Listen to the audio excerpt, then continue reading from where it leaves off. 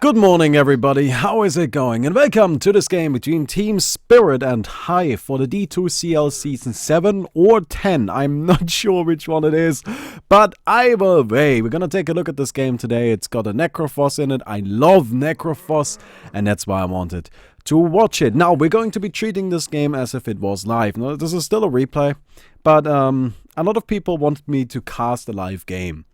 The problem with that is I cast games when I'm, like not doing anything else, or I can't do anything else. Like, for example, right now I'm actually uploading videos, which means I can't play regular Dota. So what I decided to do is do a cast instead, but there are no live games going on right now that I can cast. So what we're going to do instead, right, what we're going to do instead is we're going to pretend this is live. And I am not going to rewind. I am not going to ever skip back in any sort of way at all. Instead, everything has to be done on the first try. Alright? Hopefully that should give us the same situation. And I know people were like, Baumi, you gotta get used to the different feeling of it being live. But don't you worry about that. I have so much experience broadcasting Dota and video games in general. I've been doing this for 10 fucking years. I am not worried about stage fright or anything like that. I'm incredibly comfortable in front of a camera. Well, actually, usually there isn't even a camera, which makes it even easier. Right, but anyhow. So, as per bans, we've got the Ogre Magi, the Slaughter, Terrorblade, and Darkseer for Team.Spirit, and the Underlord, Io, Chen, and Axe for Team Hive. Lone Druid, of course, being first picked, nothing surprising there, seeing as he did go past the banning stage. You want him in your team as soon as possible. Rubik and Luna coming out for Team.Spirit, two really solid heroes, just generally powerful, right? There isn't really much that needs to be said about those two other than that, they're just good. And then Dazzle. Dazzle is a hero that has a lot of synergy with Lone Druid, and by synergy I don't really necessarily mean, super straightforward synergy, but instead they just work well together. Dazzle is a hero that can help the Lone Druid in the laning stage if he needs it, or if he doesn't, then he can easily find a different spot where he can make plays, a different spot on the map where he can make some plays for his team. Also, he's a hero that can keep the Lone Druid alive, which is always a bit of a problem. Lone Druid is a hero that is very powerful if he gets to sit in the back and just fight people, but that doesn't always work out that way. Dazzle, however, is a hero that will allow the Lone Druid to be a lot safer. And, then of course we got the minus armor, and Lone Druid deals purely physical damage, except for lightnings, I guess, but, you get the idea. So anyway, we've got the Earth Spirit coming out, the Ember Spirit, so the double Spirit team, they only need the Storm to complete the trial. On the other side, we got the Sand King and the Nyx Assassin. So actually the double bug team. The Scorpion and I don't actually know what that bug is called. And a Nyx? Is that a thing? I don't really know. But Lifestealer being banned and Puck here. So Team.Spirit and Team Hive. It seems like they're both well, actually, no. Team Hive is looking at their mid, right? That's what they need. And Team.Spirit is probably playing the Ember Spirit in the mid. So they want an off lane, probably. Right? Earth Spirit going to be supporting. Rubik going to be supporting. It could also be another support, like a roaming support of sorts. A Chaos Knight, possibly. Although I still think that hasn't really taken off. But I believe. Alright, by the way, can I just go ahead and give a quick shout out to Hive Kuman, this guy down here, for, by the way, can you see this? Is my face on top of it? No, my face, no. Wait, let me move my face really quick. So my face is up here now. Look at Hive Kuman, that fucking hon trash right there, using the Soul Stealer picture, which is Shadow Fiend in Heroes of New Earth, in case you didn't know. I know, it's not really that important, but we're just waiting for the last pick for Team.Spirit here. I also find it quite cute that Team.Spirit actually did pick up both the Earth Spirit and the Ember Spirit. So really now the obvious choices are the Storm Spirit, the Vengeful Spirit, and the Spirit Breaker. Although Spirit Breaker is a little bit debatable. In a more realistic setting, Invoker is still in the pool if they want something like that. Doesn't necessarily work great with their team though. Offlaners, Centaur Warrunner has seen a lot of popularity recently. Might work well against the Lone Druid, allows your team to close in rather nicely. Just get in there, catch him, try to beat him up. Axe is banned out. Yeah, Axe is banned out. So is the Slaughter, which is actually, that's already a lot of the popular ones. Darkseer also banned out. It's going to be a Night Stalker. So there are actually a lot of the big popular offlaners were taken out of the pool, and now Night Stalker is going to have to fill that role. The Silence, very powerful against Necrophos, that's for sure. Sand King and Nyx Assassin won't appreciate it either. So there's definitely good reasons for this pick. Can I... Oh, gotta go and change that to free camera really quick. Fantastic. But yeah, there's good reasons for the Night Stalker pick, although it is definitely a little bit unconventional. Now, one of the cool little synergies in this team, though, is that Night Stalker and Luna actually kind of work somewhat well together. Like, it's not incredibly synergistic, but a little bit, you know. Because Luna's ultimate actually turns the map into night for the duration of it. So Night Stalker gets a little bit more night that way, right? But not only that, Luna actually has a decent amount of night vision. You gain the Lunar Blessing, which gives you up to 1000 extra night vision, which is great, right? So you can see very far during the night. And Night Stalker, well, he makes it night quite frequently. And those kind of vision plays, they do matter, right? They definitely hold a lot of relevance. That is one of the reasons why a hero like Slug can gank so well, because he has better night vision than most heroes. Anyhow, so we got Iceberg on the Ember Spirit. A little bit of an oxymoron right there, but hey, we're gonna take it. We've got Lil on the Earth Spirit, just blocking the creep wave in the mid lane. DK Phobos on the Night Stalker, gonna be taking the off lane. Up at the top, FNG on the Rubik, and 633, aka BCC. Although I think at this point it's better to call him 633, right? I mean, he's been using this name for so long. Alright, anyway, we got the Luna. Gonna be just in the safe lane as expected. On the other side, Nyx Assassin sneaking into the offlane orbit. Gonna be taking that. Mid, we've got Kuman on the Lone Druid. Gonna be going up against the Ember Spirit. That seems like the best matchup they can get here. Right? Of course, Ember Spirit doesn't deal incredibly well with physical damage. At the same time, Lone Druid doesn't deal at all with magical damage, especially not the kind of burn that Ember Spirit does. But there is actually a little thing that the Lone Druid has going for himself, and that is the Savage Roar. I expect to see a very early point into this, right? Probably at level 2. Because as soon as the Savage Roar is online, the Lone Druid, anytime he gets jumped by the Ember Spirit, can just use the Savage Roar to chase him away. That's going to make sure he is going to be a lot safer, right? And since Ember Spirit's really only way to get a kill is to actually just run in and shackle you down and try to stay on top of you, the Savage Roar will kind of completely deny that. So that's something to keep in mind there. And actually, Iceberg, once this bear, not gonna be able to get it, and that's going to be a re-summon.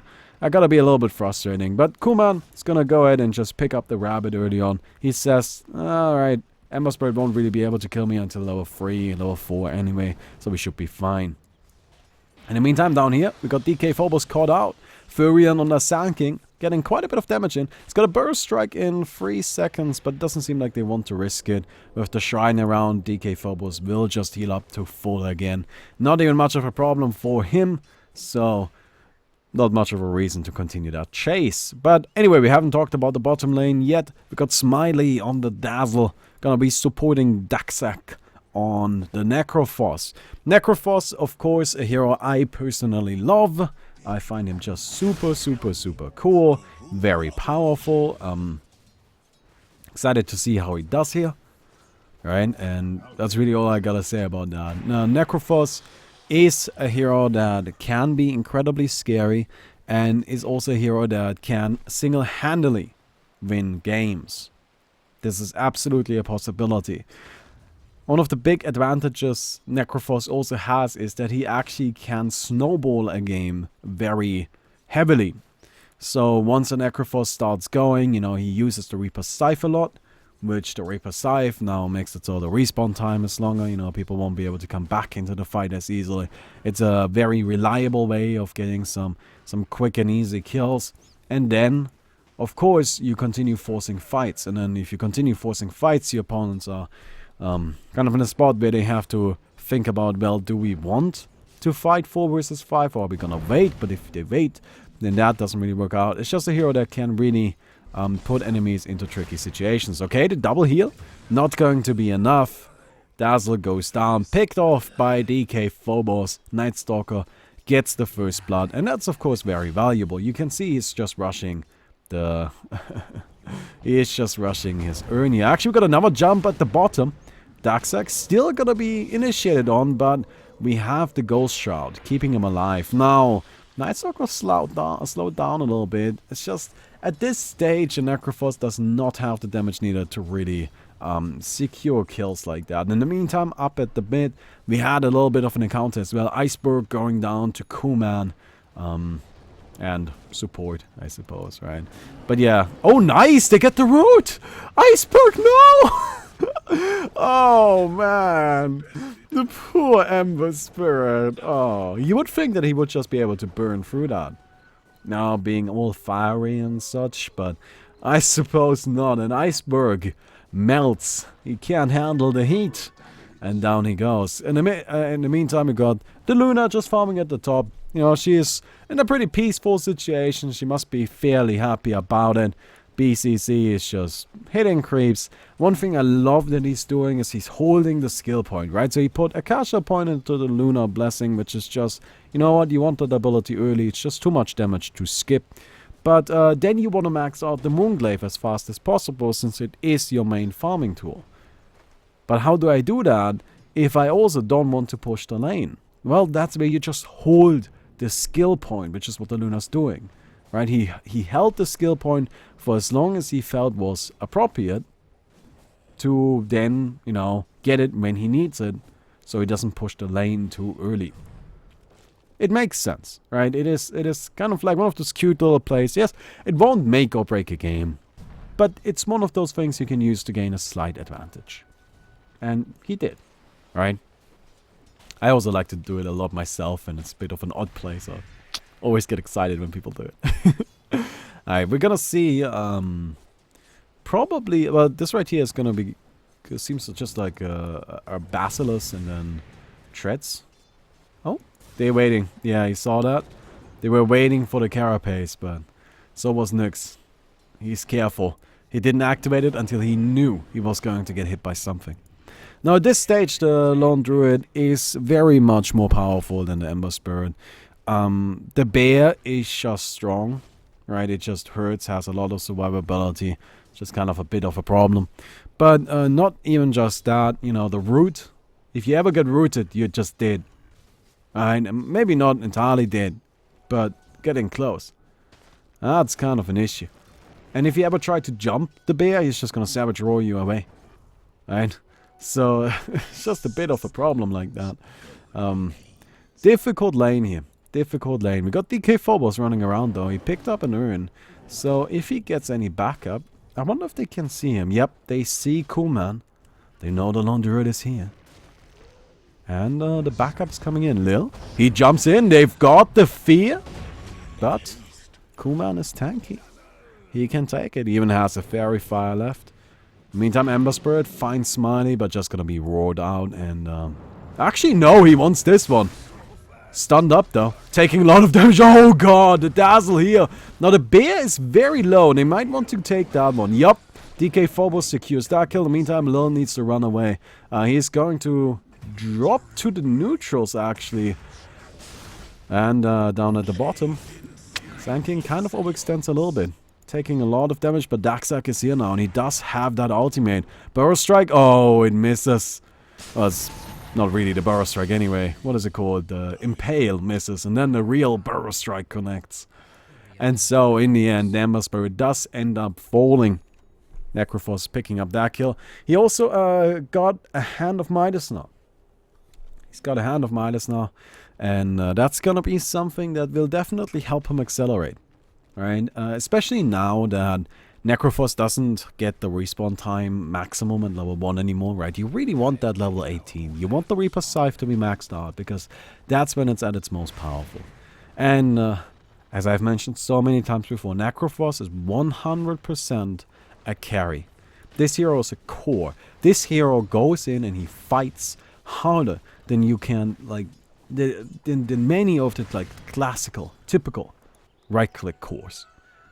And It's just really a hero I'm kind of passionate about, and people, you know, like often they don't really see him the way they should. Because this guy can get scary. They find Lil, the double stun, Earth Spirit, dropping kind of low. He manages to connect with a stun himself, but it won't matter. Just gonna be poisoned and swallowed by the Earth right there. We've got the Sand King roaming around a lot. He's level 4 only, soon to be level 5, so the higher level in the Burrow Strike is definitely going to matter. Additional range is so valuable. Like seriously, the lower levels of Burrow Strike, they always seem so... I don't know, it's so incredibly short. It's so incredibly short and just looks a little bit funny. But yeah, lots of rotations on the map as we're used to at this point. You know, it's just kind of Dota at this... Like in this patch, that's what you do. You know, you rotate early, you apply pressure, you be aggressive, and you try to win the game as quickly as you can. You know, no sitting back, no farming, none of that. Talking about farming, Ember Spirit is not doing well. He's sitting at 42 last hits, died 3 times. This is not good. Right, and an Ember Spirit is definitely the hero that needs to do well. If Ember Spirit doesn't do well, then an Ember Spirit will not be effective. So this is something that Team.Spirit really needs to worry about. Well, actually talking about spirits, the Earth Spirit jumps on Davax right there. He's actually gonna be just turned around on the silence. Keeps him alive a little bit longer, and oh, nice! Necrophos not able to get off that ultimate. That's pretty big. That's a lot of restoration for him, and down he goes! Ember Spirit comes in, Iceberg bursts him into nothingness, but rooted! Oh no! He gets rooted. First hit, I assume, and Sand King, well, he seems like he's gonna drop. Luna manages to secure that kill. Now she wants Orbit, but Nyx Assassin, of course, difficult to catch, difficult to kill. So it's going to be a double kill for FNG right there. It seems like, what is it, a quad kill? An ultra kill for Team.Spirit as a whole. They managed to kill 4 heroes right there, so that's pretty solid. Now actually, hey, maybe they can complete that rampage. Orbit taking a lot of damage, but Daxak turns it around. He gets the Luna, and now he's hunting for more. The double kill may be able to get the triple. He should actually. That's the triple. Yep, that's the triple. The poison flies, and Daxak takes it. Necrophos now looking scarier and scarier. And the next item I really want to see here. Well, actually, there's kind of 2 options, right? Either the Blink Dagger or the Veil of Discord. Now, Veil of Discord is so important on a Necrophos, right? It gives you all the stats you need early on, lets you farm really, really well, which is something that they nerfed with 7.0. They reduced the damage output on the death pulse, so you really gotta make sure you can actually farm these creeps. And then, of course, with the Blink Dagger, you gain the additional mobility, which is also more valuable now, since the Ghost Shot allows for a very powerful AoE slow. So to some extent, you might even be able to initiate certain fights. Oh, actually at the bottom. Oh, well, they were looking for the Sand King ultimate. The Epicenter is not going to come out, though. Now the TPs. Blue is gonna be the first to make it. Ember Spirit is here. Oh, they find the Sand King. Oh, nice. Burrow Strike through, though. It's not going to matter. And DK Phobos takes that kill. Hand of Midas on the Night Stalker as well. So he's actually doing pretty damn well. Like, admittedly, Night Stalker is keeping up. Wow. He's actually the second highest on his team. That is very impressive. This Night Stalker doesn't have a lot of last hits. He's just ganking. You know, he's got 4 kills. That is really solid. Really, really well done from DK Phobos. And that is really what you're hoping for, right? You want your supports to do well. The problem is just that while the supports are doing well, well, this particular one is doing well, Ember Spirit is suffering, right? And Ember Spirit is pretty far behind Necrophos and the Lone Druid at this stage. He's going for the Veil of Discord, and he should be able to get there soon, but it's just, is it going to be enough, right? Lone Druid, jumped by Phobos, gonna die. He's dead. There we go. Sand King, probably gonna just leave it at that. Yeah, the Lone Druid overextending a little bit right there. Definitely going in deep. And actually we're gonna see the Hood of Defiance first. Now, that does make sense. Don't get me wrong, right? That absolutely makes sense. It's just very defensive, though. And that is a viable playstyle as a Necrophos, that you just say, I want to tank this stuff as much as possible. But I think it's a little bit outdated. Necrophos these days really needs his Sadist, or well, Sadist doesn't exist anymore, right? But He needs the saddest heal that is on the death pools, which is the regeneration every time you get a kill. He needs that to sustain himself. They did nerf the damage output from death pools, and that nerf matters. Like that kind of stuff is very significant. So the Necrophos now needs to rely on different tools to stay in the fight. And because they didn't just nerf the damage output, right? They didn't also nerf the healing. So yeah, although the healing wasn't that significant. Right, the healing actually really wasn't that big. I like being aggressive more. I think being aggressive usually tends to work a little bit better.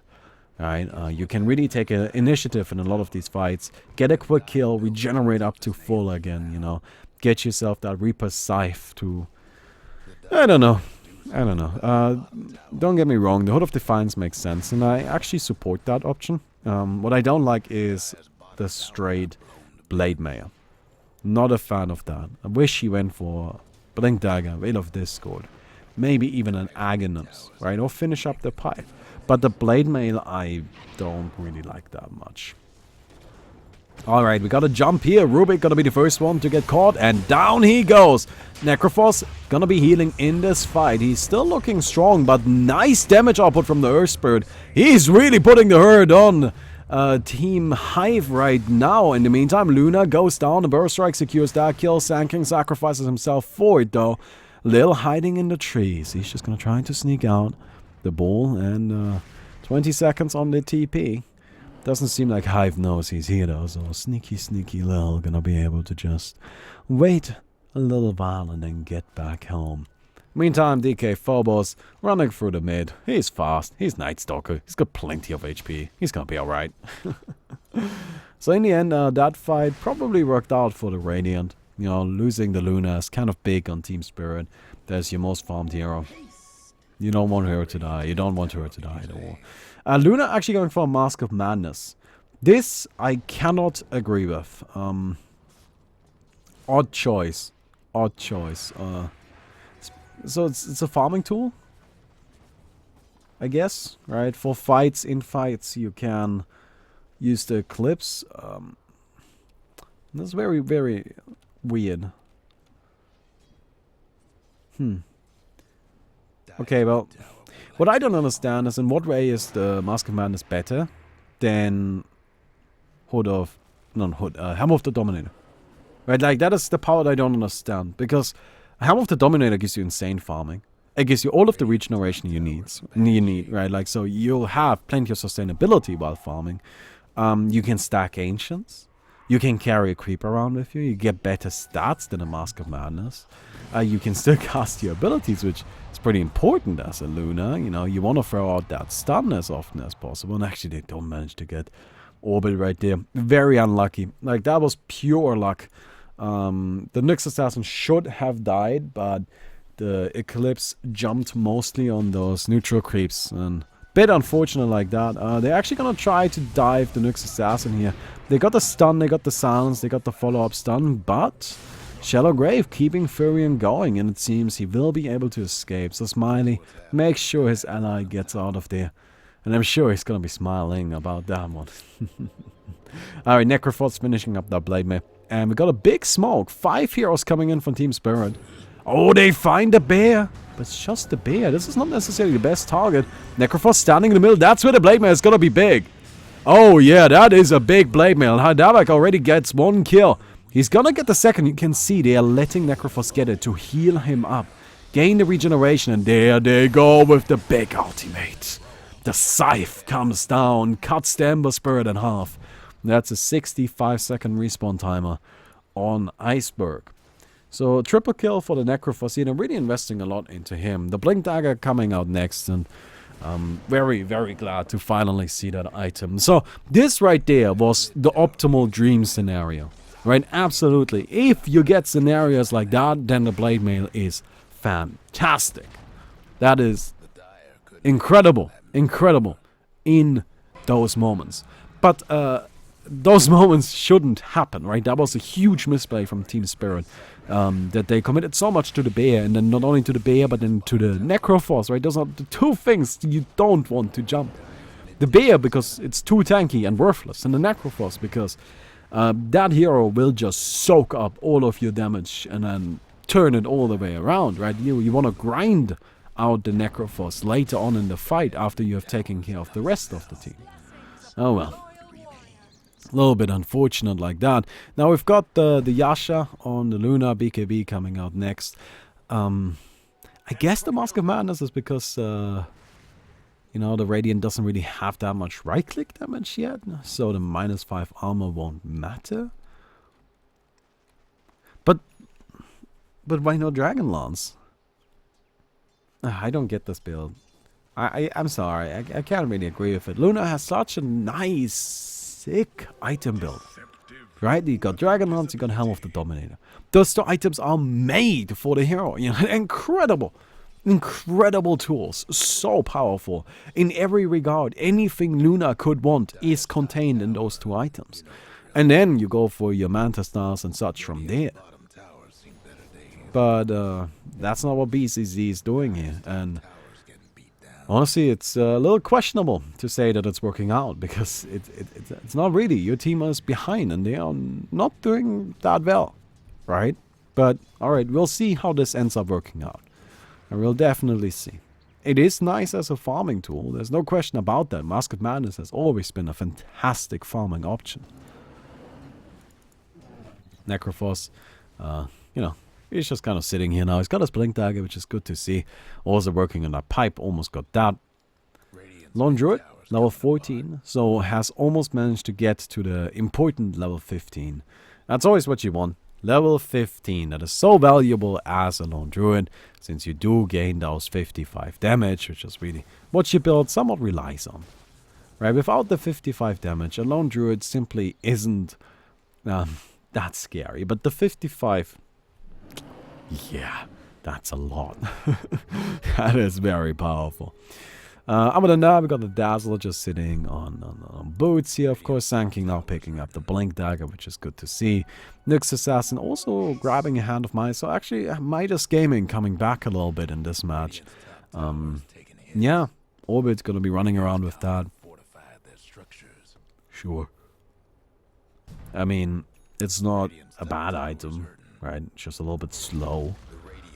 On the other hand side, we've talked about Luna quite a bit. She's going for the BKB now. Rubik, well, just mana boots as expected. Lil also just, that's always the problem with the Earth Spirit, you know. Like, I feel like this happens a lot, where you pick the Earth Spirit as kind of like the roaming 4, and then he just ends up with as little farm, or even worse farm than the 5.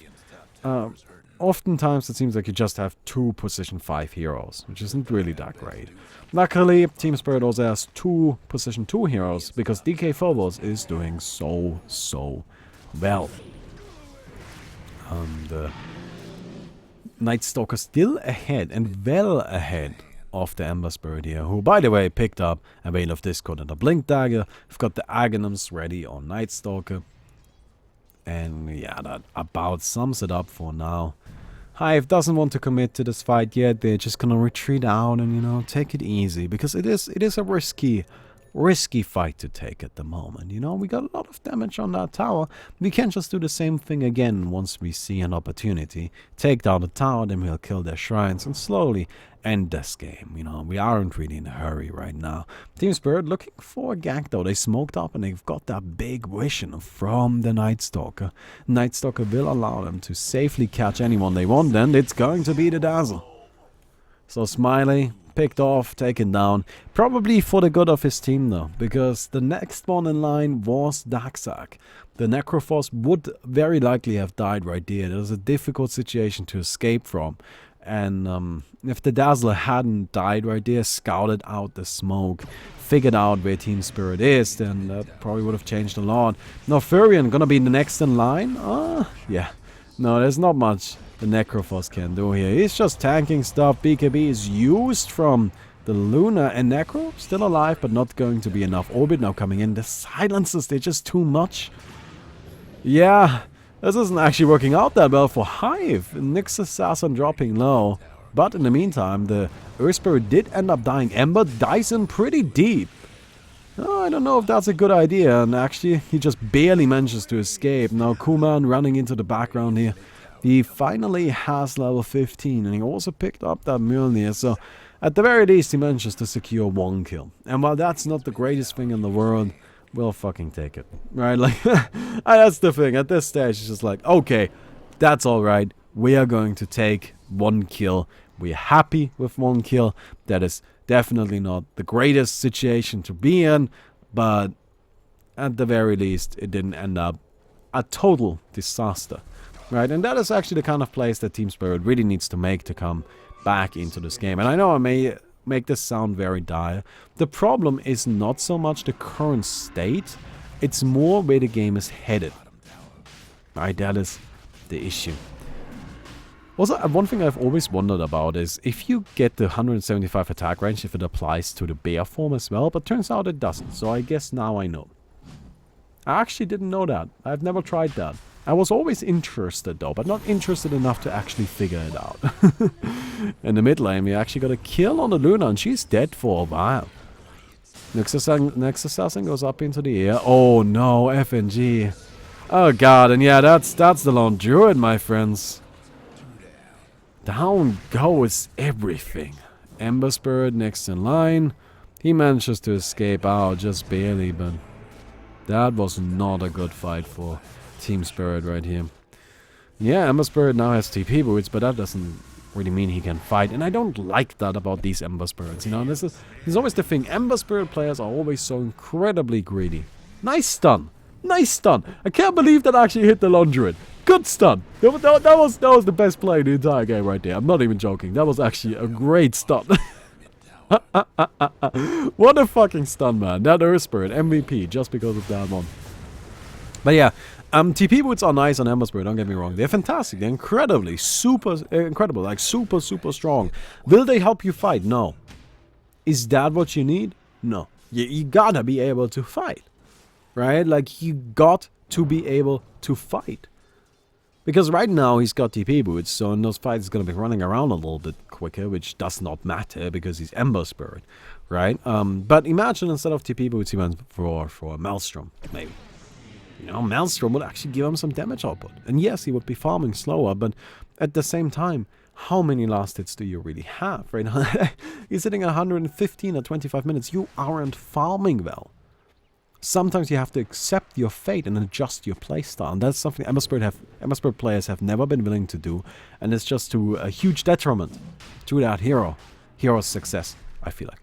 Right, alright. It's not like Ember Spirit isn't strong. Nobody doubts that. That hero's very powerful. Alright, gotta jump though. They're gonna take down Orbit right away. Necrophos sitting in the middle of this though. He's so tanky. He's just taking the hits. Gonna be caught out. The Shallow Grave keeping him alive. And oh no. They're healing. They're healing. He activates the Ghost Shot. Iceberg not gonna be able to damage him through that.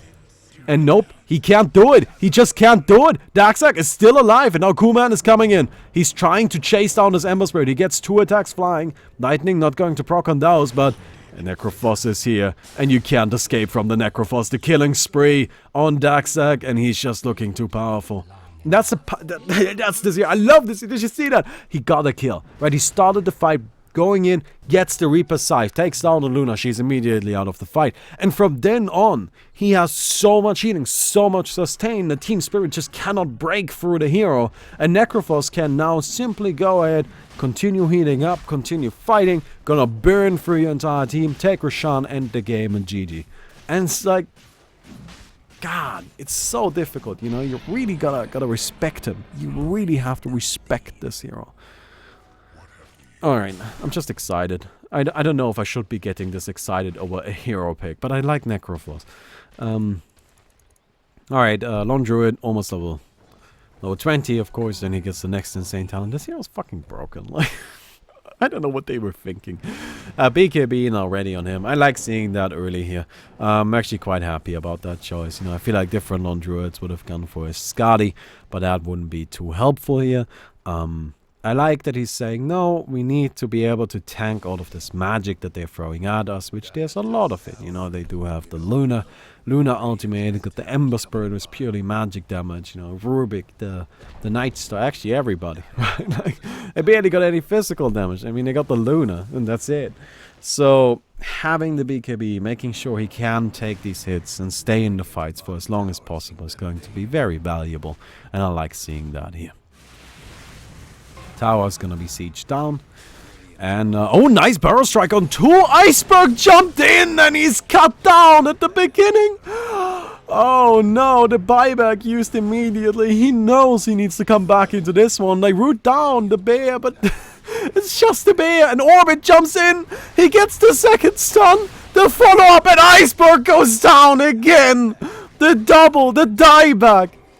And, well, that should be a dead barracks. I don't even know if Team.Spirit wants to continue fighting this. Nope, Luna's just split pushing. She is sitting at the bottom. She wants to trade barracks. But, oh no. They're going in too deep. They lose the Earth Spirit as well. Well, top barracks will die. Luna, however, does get the return. She does get that. But she needs to come back now. Mid barracks taken as well. So Hive still comes out ahead. Now that's 40 seconds on the Ember Spirit. He just went into deep. He just went into deep. Right, too risky. Too risky of a play.